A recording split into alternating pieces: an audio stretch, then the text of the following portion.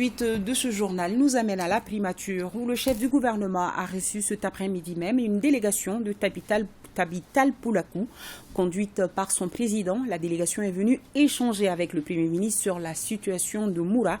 Abousso de déclarer que la communauté Peul est et reste républicaine et patriote.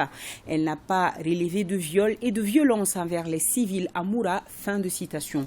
Suivant les explications de Aloussé Touri.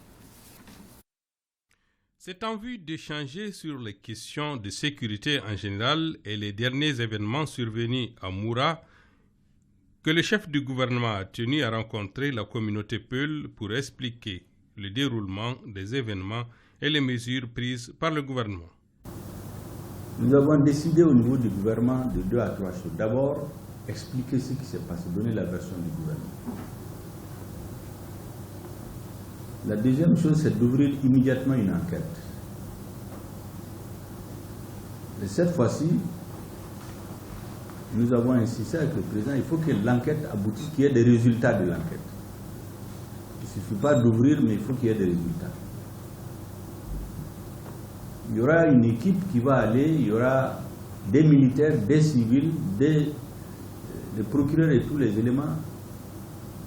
Et rien ne sera caché pour que la vérité soit su par les Maliens. La troisième, c'est de mettre un cadre d'échange.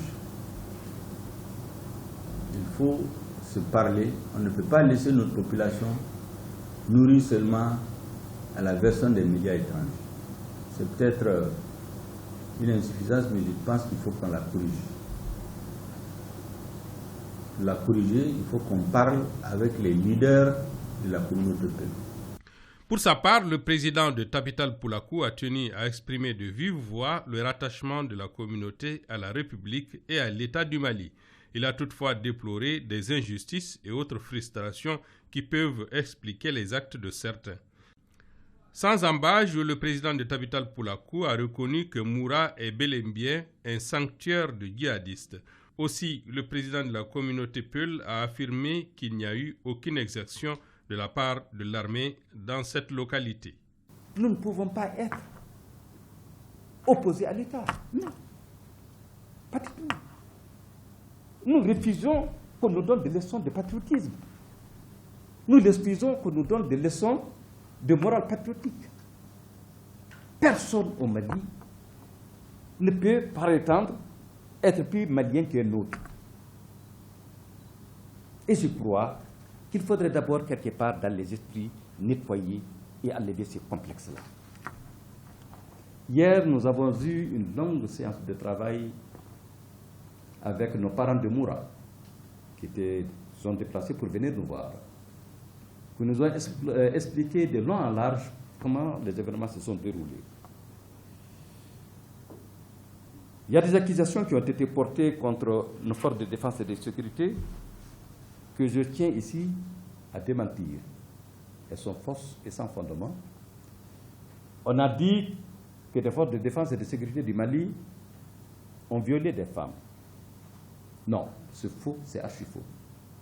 Et il n'y a eu aucun cas de viol de femmes. Ça, nous tenons à le dire. Et ceux qui l'ont dit, peut-être, ont leurs raisons particulières. Mais nous tenons à dire ici haut et fort qu'aucune femme n'a été violentée, qu'aucune femme n'a été violée. Le Premier ministre a relevé une identité de vie entre lui et ses interlocuteurs du jour sur les questions essentielles. Ce que je retiens de votre intervention, c'est 3 grandes conclusions. La première, vous avez le sentiment qu'on assimile la communauté Peul terroriste ou djihadiste, je crois à tort. La deuxième conclusion que je tire de votre intervention, c'est le témoignage plus qu'éloquent de sur ce qui s'est passé à Moura. Il est précis,